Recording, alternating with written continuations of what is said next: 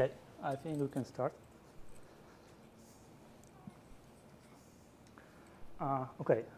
In this presentation, I will talk about kernel live patching on the Linux systems. My name is Marek Maślanka. I am embedded system engineer at SemiHub, and I'm a member of Chrome OS kernel team. My company, SemiHub, is located in Krakow, in Poland. We are doing a lot of low-level stuff, from hardware design to embedded software development. We are cooperate with global tech companies, so you probably benefit from the results of our work. Okay, what is kernel live patching?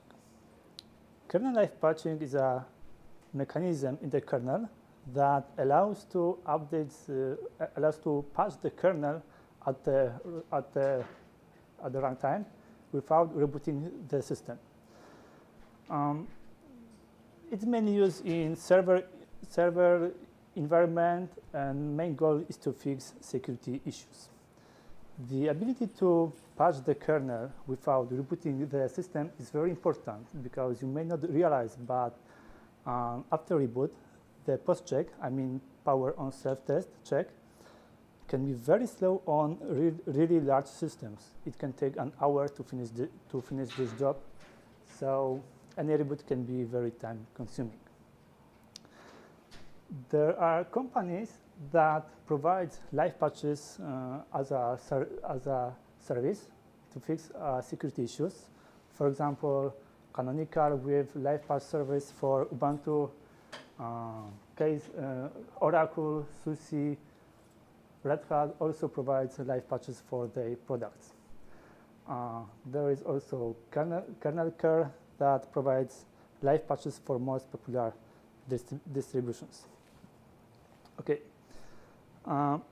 live patches takes the form of kernel module that contains a new version of specific function.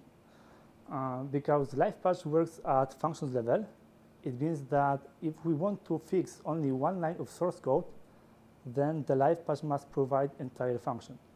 I will show this on the next slide so you can see how does it looks. It's worth to note that live patches lives in the kernel until next reboot. It means that on every reboot, you have to apply live patches again. Okay, now let's talk about how the live patch works under the hood.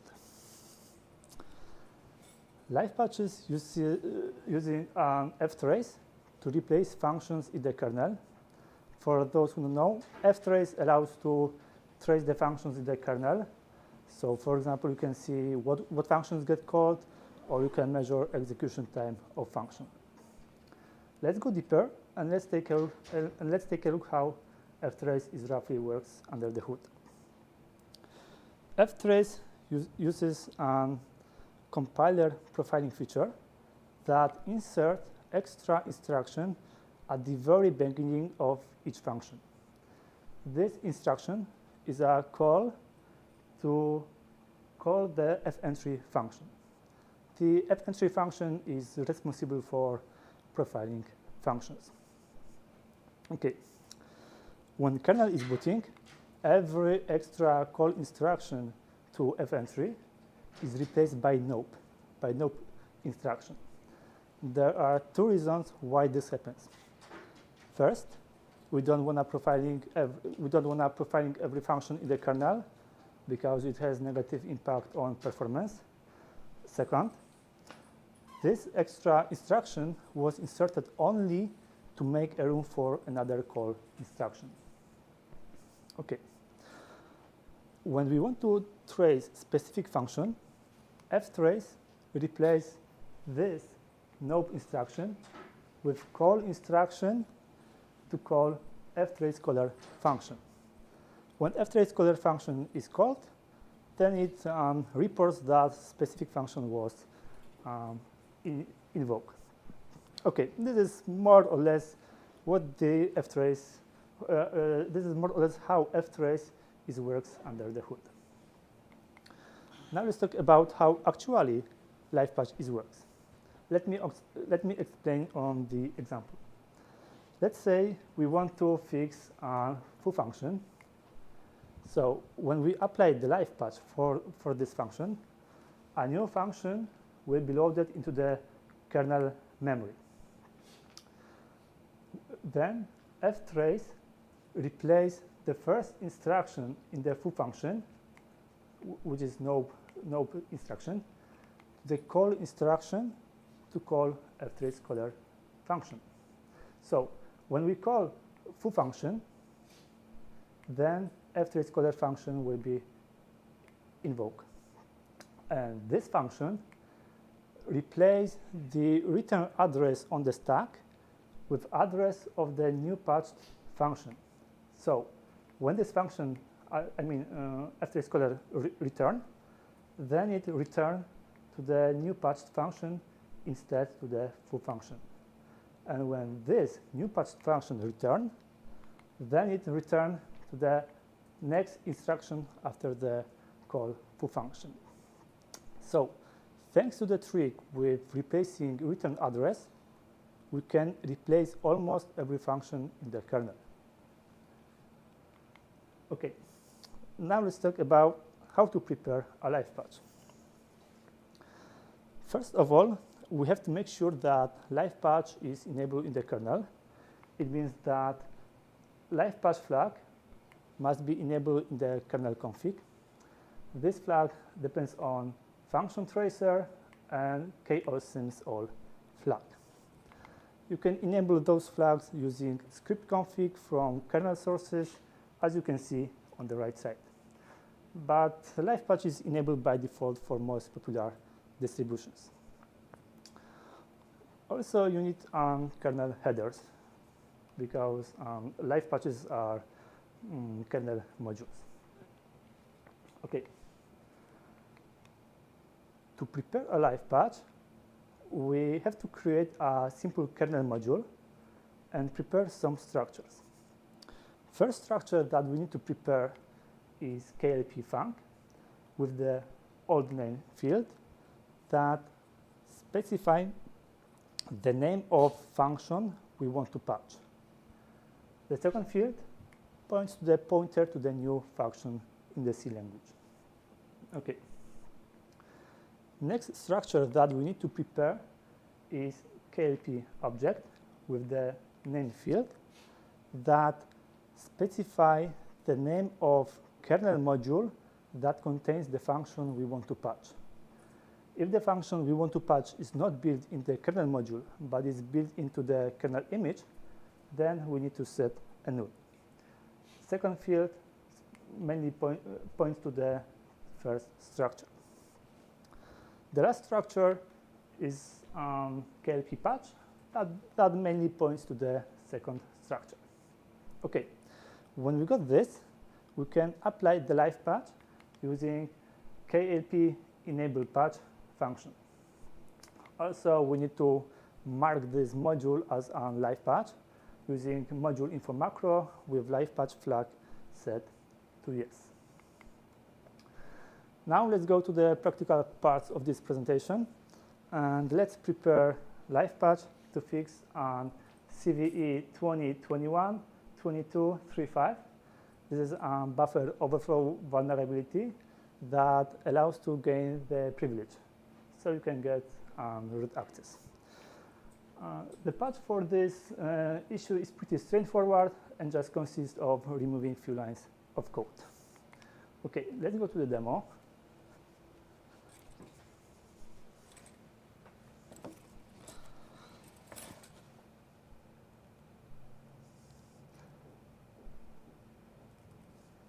Okay, here I have a virtual machine with Ubuntu that running on affected kernel. First, let me demonstrate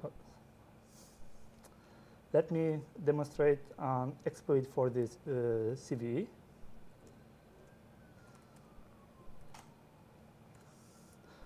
First, let me check who am I. I am standard test user. Okay. And let me, okay, as you can see, we have a root access using this exploit. Okay, now let's prepare a livepatch.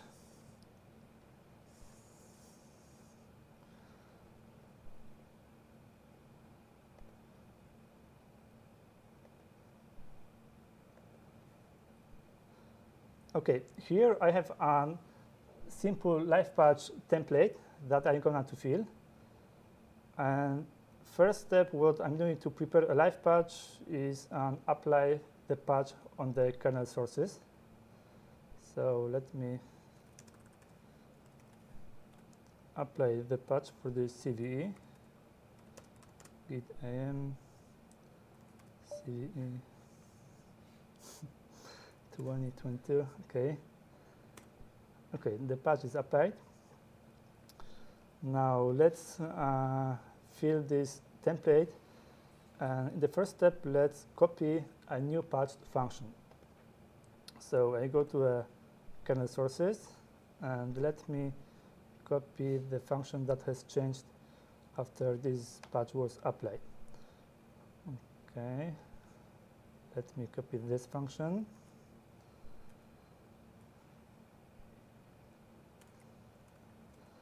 Let's do the same for second function.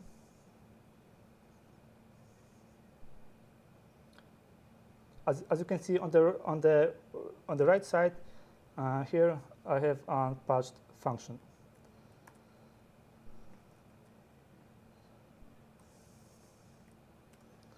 Okay, and let me copy the required header files.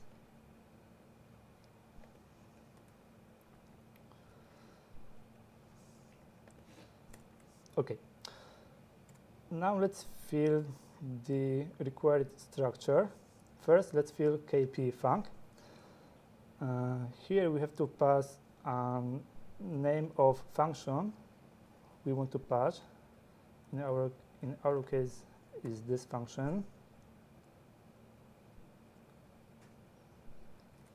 Okay, this we have to pass pointer to the new patched function. Okay, and let's do the same for second function.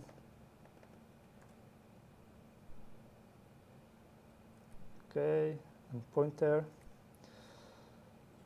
As you may remember, to the KLP object, we need to set a name of module that contains those functions. I have already checked this, and I know that this function lives in the xtables module. Tables, okay. That's okay. Here you can see that Livepatch will be applied when the kernel module will be loaded. Okay. Everything looks fine. So let's build this module. Now it's here.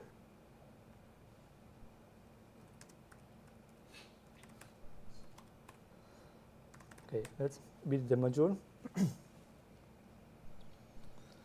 Okay, looks good. Now let's load this module.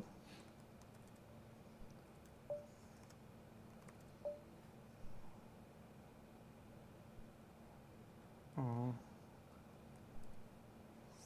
22.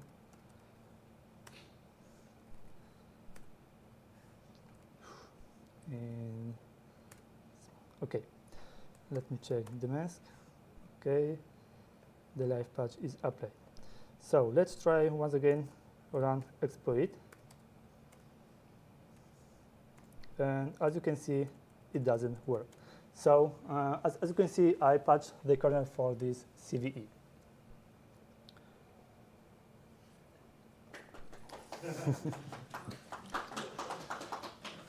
Okay, now let's go to another example, and let's prepare a Livepatch for another CVE that also allows to gain the privilege. The patch is also pretty straightforward, and let's do the same for this example. Let's go back to the virtual machine. Let's undo all changes from my template. Okay. Now let's apply the patch for this CVE on the kernel sources. CVE 3.4. Okay. Okay, it's applied. Now let's copy the patched function. The function that has patched. Okay.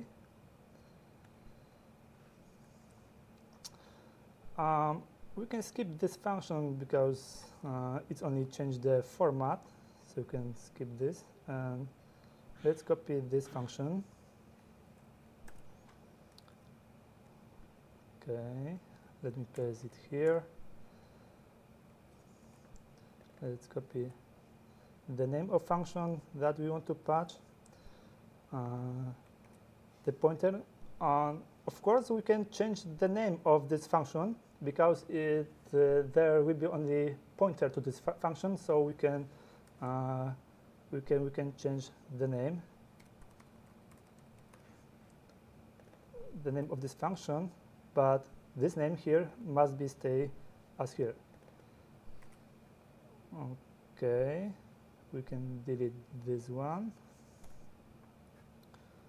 Object. Okay, I have already checked this, and I know that this function is built directly in the kernel image, so I have to set null, and the rest stays as is. Okay, now let's build this module. Let's make command. And okay, as you can see, we have some issues. Let me check the first issue. Implicit declaration of function. Okay, let's find this function. Oh, sorry. Let's find this function in the kernel sources.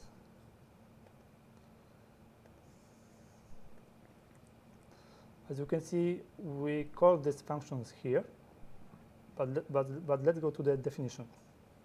Okay, as you can see, this function is a static function and is not exported.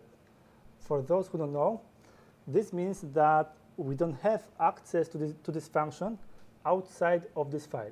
This is kind of private function that we don't have access. So to solve this issue, we have to go back to the presentation, and we have to talk about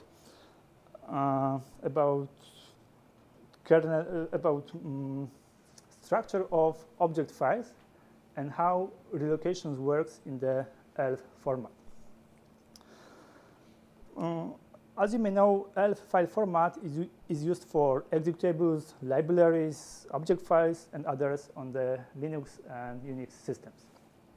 Okay, let's consider simple C code with two functions, foo and bar, when foo calls the bar function. If we compile this code, then we get an object file, the file with .o extension.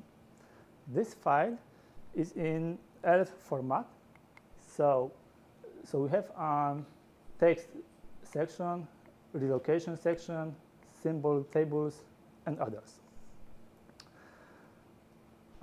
As you may know, the text section contains the executable code, so let's take a closer look at this section. As you can see, we have two functions, foo and bar, in assembly language. Let's go step by step over the instructions.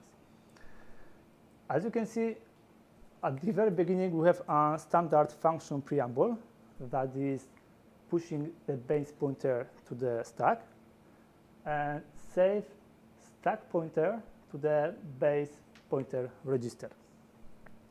Next, we have a call instruction, but this call instruction doesn't jump to the bar function. Instead, it jumps to the next instruction. So why does it happen? The answer is because compiler applies the relocation. Let me explain what the relocation is. This is a process performed by dynamic linker that updates the text section of the addresses of the symbols.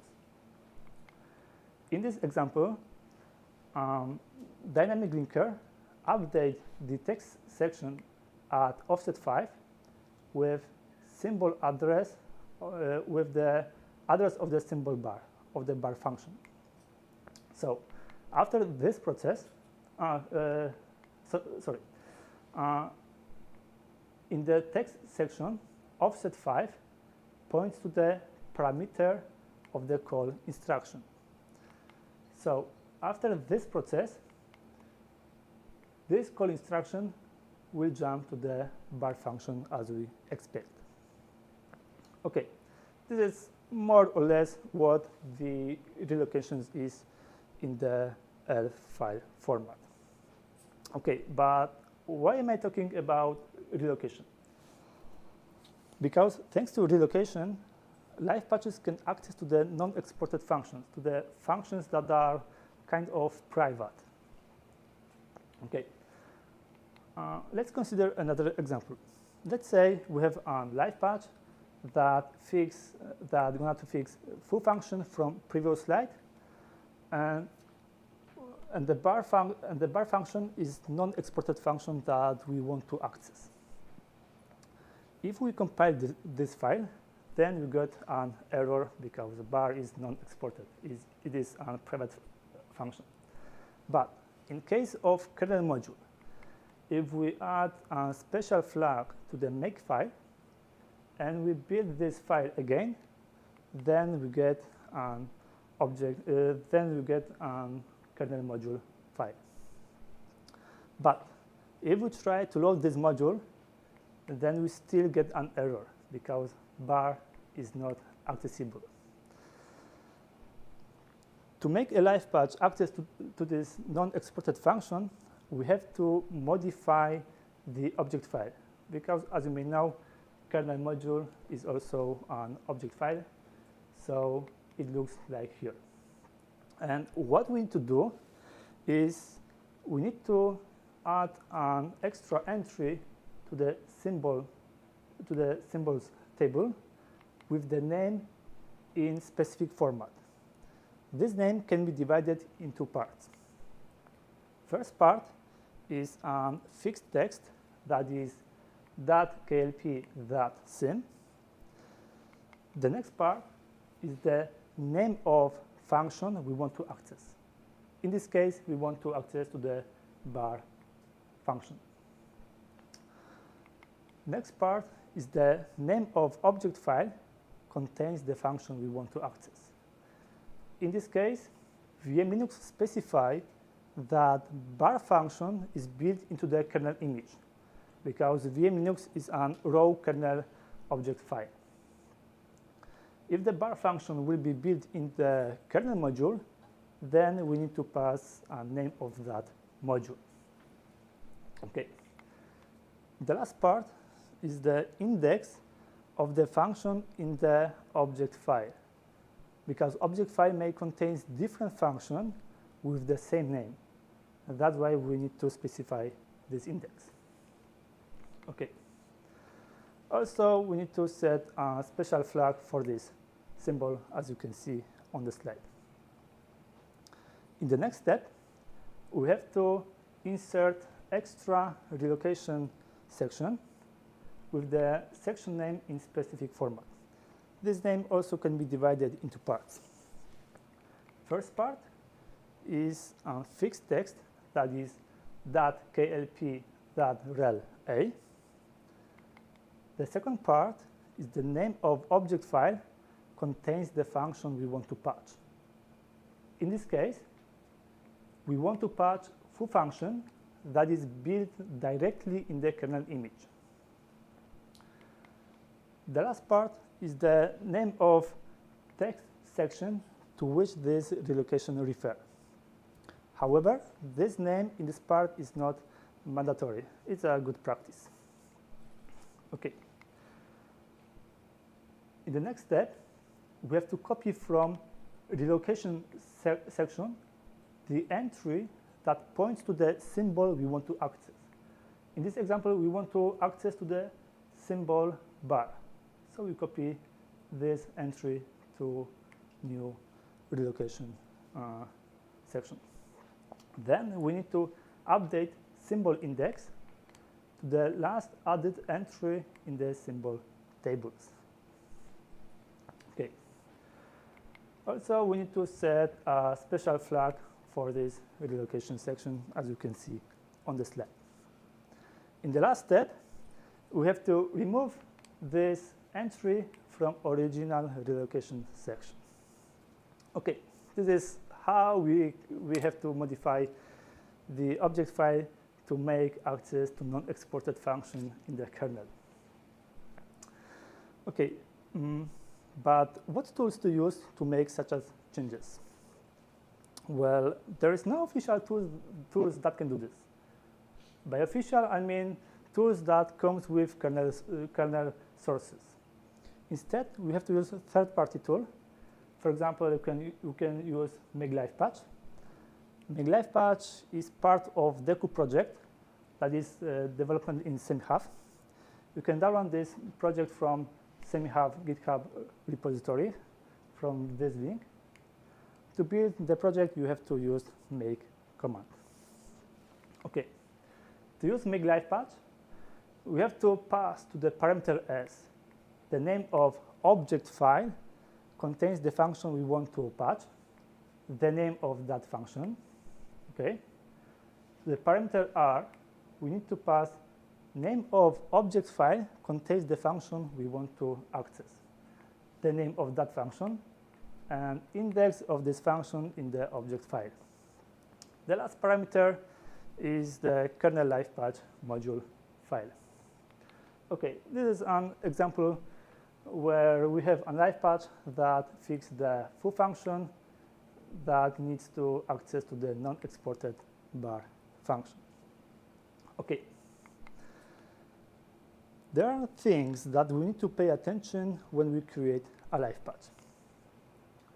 When we need to prepare a livepatch for a function that is inline, then we need to patch all the functions that calls this inline function. To find out if function is inline, we can use k-allsims file on the target device. If this file contains our function, then the function is not inline. Or we can use readelf or object dump directly on the object file that is generated from source file to get a functions list. Okay. If the function we want to patch contains the static variable and we want to preserve the static variable from original source file, then we need to modify relocation section. The procedure is the same as for non-exported function, but we need to use variable name instead of function name. Okay. In case of global variables, if we want to use global variables from original source file, then we need to declare this variable in the livepatch as an extern and modify relocation section like us for static variables. Okay. We have to also consider compiler optimization because a compiler may split our function into parts. Those parts have a function name that ends with that code or that part. Also, compiler may removing parameters from our function, so it can change the ABI of our function. So we have to keep that in mind. In those cases, we have to patch the parents function like us for inline functions. Okay. Besides the functions, livepatch can also patch the data. As I mentioned on the last slide, we can modify global variables, or we can global values of static. We can modify values of static variables in the functions. Also, livepatch allows to patch the data structure. This is called shadow variables. And it means that we can add or remove fields from data structures. Also, when Livepatch is applied, when Livepatch is applying, we can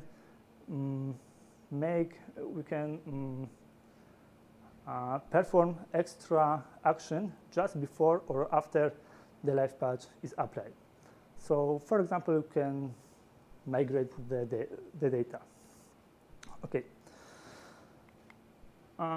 As you can see, preparing a Livepatch can be a bit complicated, but there are tools that can help us, that can automate whole this process. For example, you can use an open source Deku project on open source Kpatch project. Deku project is under development, but is stable enough to use. The advantage of Deku is that it is very fast. But you can use it only for small patches, and Deku requires that you use kernel that is built from sources, because Deku requires build artifacts of the kernel. The second tool, Kpatch, is more mature project. You can use it for small and bigger patches, but it's hard to integrate with custom built system. Okay, even though those tools allow us to automate whole process, we need to manually check the Livepatch to make sure it doesn't crash our system. For example, we can check if relocations are properly set. Okay, that's all. Thank you very much. So, questions?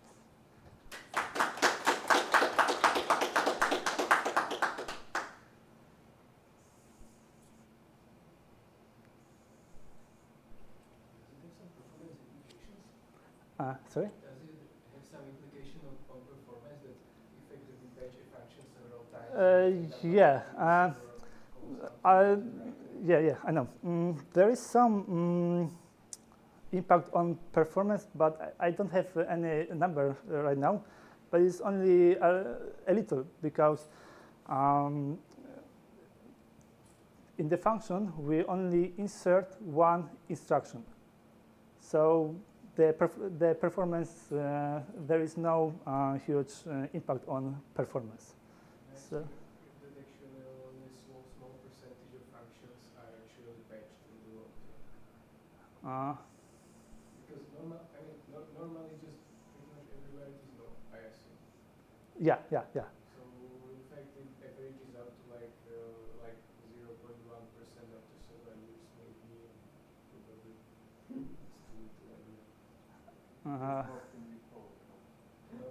Yeah, but I assume that it's unlikely that the performance critical ones would be there, because they are not accepting some data from outside where it's typically a problem. Yeah, but on x86 platform is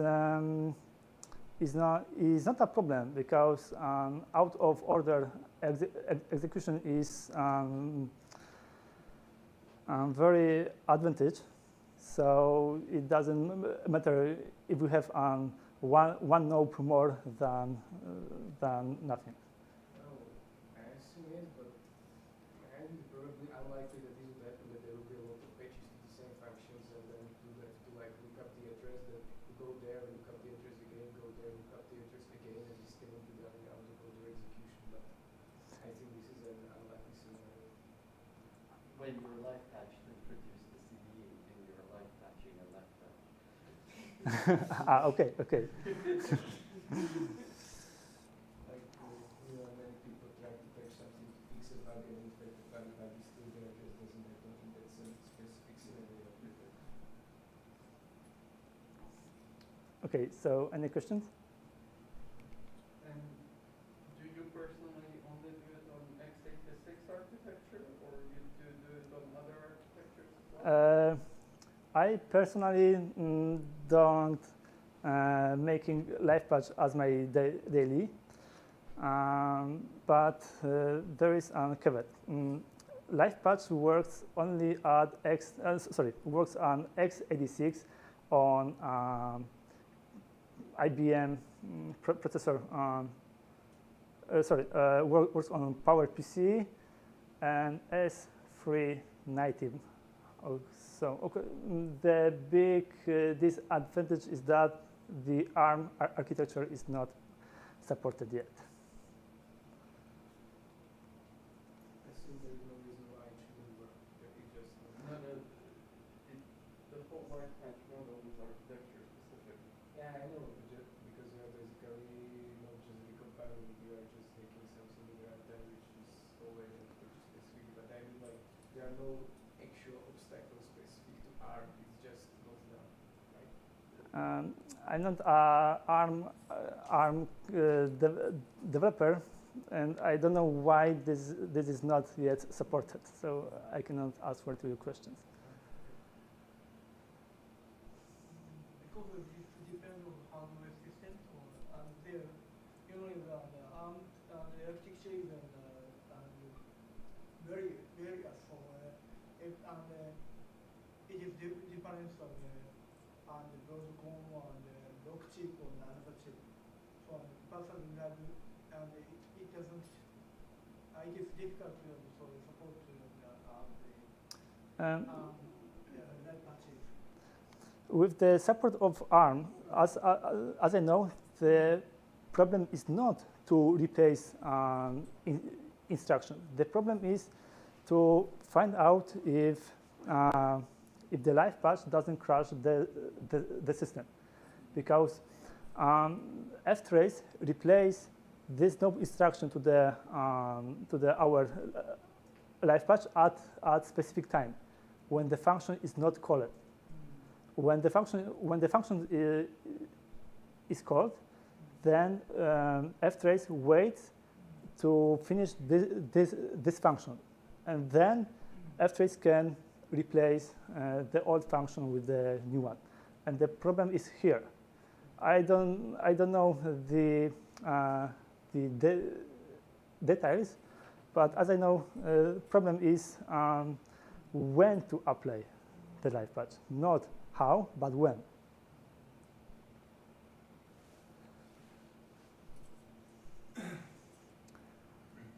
Yeah? One last question, probably newbie question. I mean, what prevents us from extending this outside of the kernel? As I know, there are tools in the user space that you can also patch the executable codes at the runtime. Yes, actually, Microsoft just compiler can do this. Yeah, but it is only on the Windows platform. But on the Linux, I saw one project that can do this, but I don't remember the name of this project right now. So if there is no questions, so thank you.